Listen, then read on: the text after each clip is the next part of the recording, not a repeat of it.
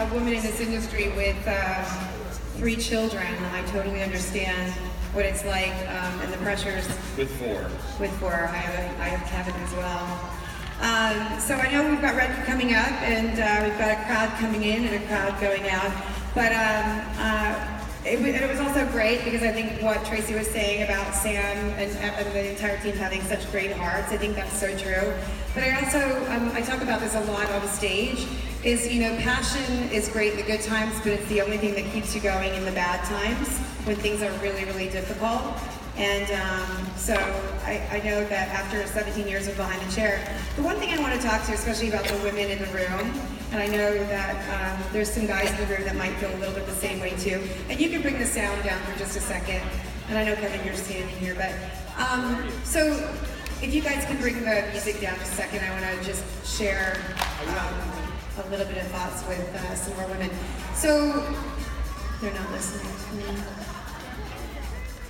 I need that poignant moment, you know what I mean? And the music's not working with the moment I want to make. Can we turn the music off? Oh, thank you. So 17 years ago, I started BehindTheChair.com when I was 33 years old.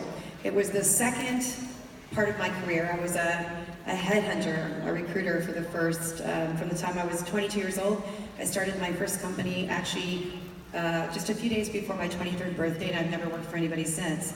I'm sorry I have you out here, but you're my partner. That's all right. I remember when I had my children, so I started Behind the Chair and I had 3 kids. I had 3 kids in 3.5 years. And I created this, started this idea of what Behind the Chair was going to be, and it was my dream to bring hairdressers together all in one place. A lot of people said it couldn't happen, and we lost $4 million. I lost all of my money, I lost all my investors' money, and pretty much bankrupted my family before it started to turn around, and hairdressers just kept blogging on, and you just kept blogging on, and you kept blogging on, and it kept us in business. So I always say I'll never forsake a hairdresser because you paid for my house and my car and my kids' college, and you gave me incredible purpose in my life.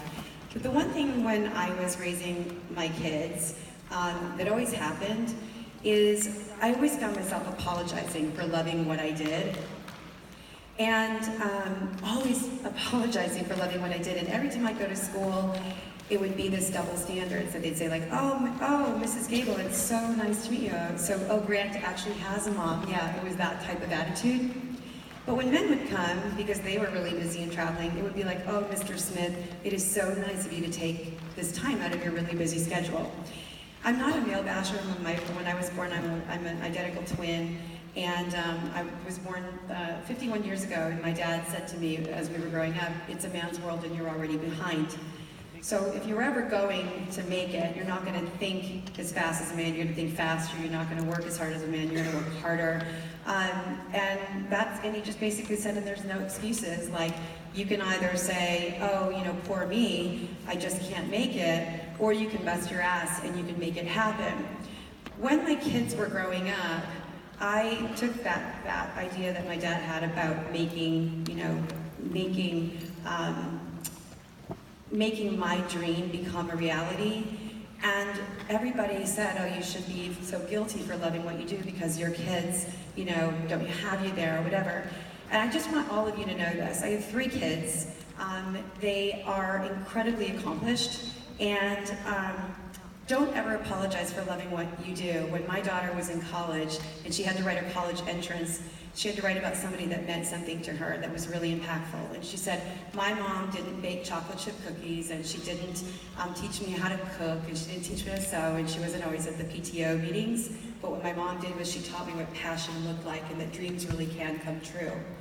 And that maybe someday when that garage opens, that it will be me flying off to my dreams and not just my mom. When you are doing what you love inside your salon and you're working hard, your kids are watching you love what you do and have the passion for what it is that you do. Please don't ever apologize for loving what you do, and don't ever let anyone take that joy away from you, because when they grow up, they will be just like you, and they will look back and they will thank you for the love that you had for what your work was, because they actually got to witness what passion looked like and what dreams achieved looked like. So don't ever do it. So, ladies and gentlemen, Redken's coming up. I always say that because when they were so young, 2 or 3 years old, I always wondered, people they were just so hard on me all the time. And now I look back and I just always want to make sure that moms know that it's okay to love what you're doing and to put in that time. So especially— Hallelujah.